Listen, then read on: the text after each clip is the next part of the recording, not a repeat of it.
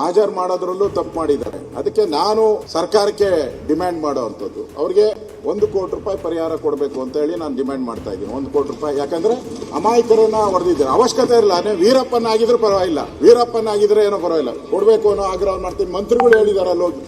ಆಮೇಲೆ ಇಲ್ಲಿ ಹೇಳಿದ್ದಾರೆ ನಾವು ಇಲಾಖಾ ತನಿಖೆ ಅಂತೇಳಿ.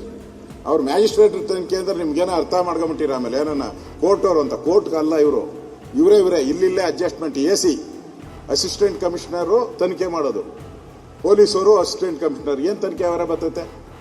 ಯಾರ್ಯಾರು ಈ ಥರ ಮಾಡಿದಾರೋ ಅದೆಲ್ಲ ಫೇವರಿಗೆ, ಗೌರ್ಮೆಂಟ್ ಫೇವರಿಗೆ ಕೊಡ್ತಾನೆ. ಅವ್ರು ಗೌರ್ಮೆಂಟ್ ಅಧೀನದಲ್ಲಿ ಕೆಲಸ ಮಾಡ್ತಾನೆ, ಅವನಿಂದ ನ್ಯಾಯ ಎಲ್ಲಿ ಸಿಗ್ತೈತೆ?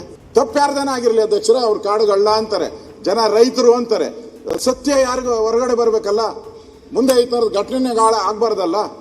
ಹೊಸದಾಗಿ ಮಂತ್ರಿಮಂಡಲ ಬಂದಿದೆ, ಬಂದ ತಕ್ಷಣ 3 ಜನ ಎನ್ಕೌಂಟರ್ ಅಂತ ಹೇಳಿದ್ರೆ ಈ ಸರ್ಕಾರ ಏನ್ ತಿಳ್ಕೊತಾರೆ? ಎನ್ಕೌಂಟರ್ ಸರ್ಕಾರ ಅಂತ ತಿಳ್ಕೊಂಡ್ಬಿಡ್ತಾರೆ. ಬರೀ ಎನ್ಕೌಂಟರ್ಗಳ ಮೇಲೇನೆ ಸರ್ಕಾರ ನಡೀತೈತೆ. ಹಾಗಾದ್ರೆ ಇದನ್ನ ನ್ಯಾಯಾಂಗ ತನಿಖೆಗೆ ಒಪ್ಪಿಸ್ಬೇಕು. 1 ಕೋಟಿ ಪರಿಹಾರ ಕೊಡಬೇಕು, ನ್ಯಾಯಾಂಗ ತನಿಖೆ ಕೊಡಬೇಕು. ಇದನ್ನ ನಾವು ಡಿಮ್ಯಾಂಡ್ ಮಾಡ್ತಾ ಇದ್ದೀರಿ. ಮತ್ತೆ ನೈತಿಕ ಹೊಣೆ ಹೊರಬೇಕು. ನಮ್ಮ ರಾಮಲಿಂಗಾರೆಡ್ಡಿ ಅವರು ಹೊಸದಾಗಿ ಬಂದಿದ್ದಾರೆ, ನೈತಿಕ ಹೊಣೆ ಹೊತ್ತು ರಾಜೀನಾಮೆ ಕೊಡಬೇಕು ಅಂತೇಳಿ ಆಗ್ರಹವನ್ನ ಮಾಡ್ತಾ ಇದ್ದೀನಿ ಅಧ್ಯಕ್ಷ.